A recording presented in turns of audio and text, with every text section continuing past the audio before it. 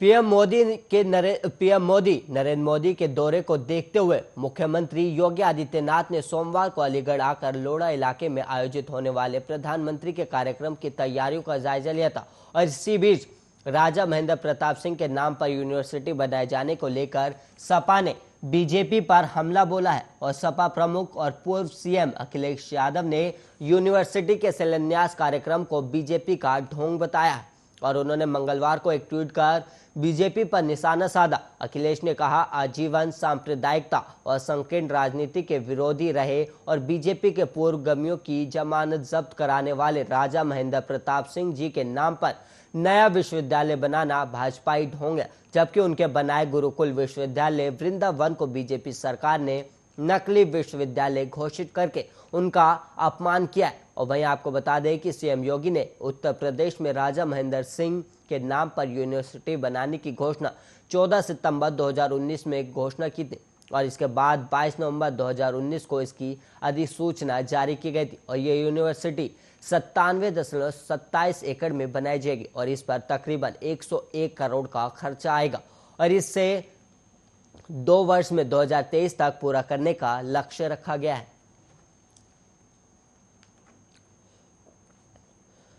पश्चिम बंगाल में बीजेपी सांसद अर्जुन सिंह के आवास के पास बम विस्फोट हुआ और सांसद के उत्तरी 24 परगना स्थित आवास पर 8 सितंबर को भी हमला किया गया था। और इस मामले की जांच सोमवार को ही राष्ट्रीय जांच एजेंसी ने अपने हाथ में ले लिया। और बम विस्फोट के बाद अर्जुन सिंह ने वीडियो के साथ ट्वीट किया और उन्होंने कहा कि 8 सितंबर को मेरे घर के सामने बम फेंके गए थे और आज सुबह घर के पीछे अपराधियों को कोई डर नहीं है, क्योंकि उनको टीएमसी और पश्चिम बंगाल पुलिस का संरक्षण प्राप्त है। और उन्होंने आगे कहा कि अपराधी खुले घूम रहे, पुलिस तृणमूल की दलदास बनी है, ऐसे हमलों से ना कभी डरा था और ना डरूंगा। अर्जुन सिंह ने ट्वीट में गृह मंत्रालय और प्रधानमंत्री कार्यालय को टैग किया। और पुलिस के एक अधिकारी ने कहा कि सुबह करीब 9:10 बजे अर्जुन सिंह के भाटपाड़ा आवास से करीब 200 मीटर की दूरी पर खाली पड़ी जमीन पर बम विस्फोट हुए। और उन्होंने कहा कि हम मामले की जांच करें और हमारे अधिकारी वहां हैं। और बीजेपी नेता ने भी आरोप लगाया कि सत्तारूढ़ तृणमूल कांग्रेस के सदस्य उनकी जान लेने की कोशिश करें। और सिंह ने आरोप लगाया कि इस हमले की योजना तृणमूल कांग्रेस द्वारा उनके परिवार के सदस्यों और उनके करीबी लोगों को मारने के लिए बनाई गई थी। अर्जुन सिंह ने कहा कि बंगाल सरकार एनआईए को चुनौती दे रही और डर का वातावरण बना जा रहा है। एनआईए को जांच करनी चाहिए कि ऐसे विस्फोट कहां से लाए जा रहे। मैंने एक प्राथमिकी दर्ज की है। और टीएमसी के उत्तर 24 परगना के अध्यक्ष पार्थ भौमिक ने आरोपों को खारिज किया और कहा कि बीजेपी सांसद अपने घर के बाहर विस्फोटकों के लिए किसी न किसी तरह से जिम्मेदार है।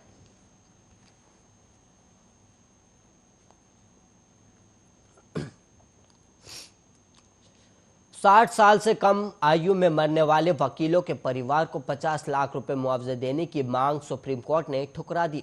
और कोर्ट ने याचिका दाखिल करने वाले वकील को कड़ी फटकार लगाते हुए कहा कि उसने प्रचार के उद्देश्य से ऐसी याचिका दाखिल की है। और जजों ने यह भी कहा कि अगर कोई काले कोट में है, इसका मतलब ये नहीं कि उसकी जान दूसरों से ज्यादा कीमती है। कोर्ट ने याचिका को बेकार बताते हुए याचिकाकर्ता पर 10,000 रुपए का हर्जाना भी लगाया।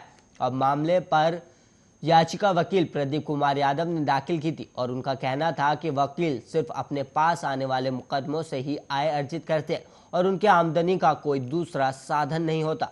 वकील समाज की सेवा के लिए 24 घंटे तत्पर रहते, लेकिन उन्हें कई तरह की परेशानियां उठानी पड़ती है। और यहां तक कि अधिकतर मकान मालिक अपने यहाँ किसी वकील को किराएदार नहीं रखना चाहते। याचिकाकर्ता ने यह भी कहा था कि हर साल जिला अदालतों से लेकर सुप्रीम कोर्ट तक लाखों मुकदमे दाखिल होते और हर मुकदमे के दाखिल होते समय अधिवक्ता कल्याण कोष के लिए भी लगभग 25 रुपए का स्टाम्प लगाया जाता है। पर जब कोई वकील दिक्कत में होता है तो इस कोष का उसे कोई लाभ नहीं मिल पाता। अलग अलग बार एसोसिएशन और बार काउंसलिंग वकील की सहायता के लिए सामने नहीं आते। इसलिए इस फंड का सही उपयोग यही होगा कि 60 साल से कम उम्र में कोई वकील मरे तो उसके लिए 50 लाख रुपए का मुआवजा मिले। और वकील की मौत कोरोना या दूसरे किसी भी कारण से हो, परिवार को मुआवजा दिया जाना चाहिए। और आज ये मामला जस्टिस DY चंद्रचूड़, विक्रम नाथ और BB नागरता की बेंच में लगा और जज याचिका से बिल्कुल भी आश्वास नजर नहीं आए। बेंच के अध्यक्ष जस्टिस चंद्रचूड़ ने नाराजगी जताते हुए कहा कि अब समय आ गया है कि हमें इस तरह के फर्जी पीआईएल को रोकने के लिए कुछ करें और आपकी याचिका में एक भी बात ऐसी नहीं है जिस पर विचार करने की जरूरत है। आप समझते हैं कि आप कहीं से भी कट और पेस्ट कर याचिका दाखिल कर देंगे और जज उसे नहीं पढ़ेंगे, तो ऐसा नहीं होता। कोर्ट ने आगे कहा कि पिछले दिनों बड़ी संख्या में लोगों की जान गई है और सबके जीवन का समान महत्व है। वकीलों को अपवाद की तरह नहीं देखा जा सकता।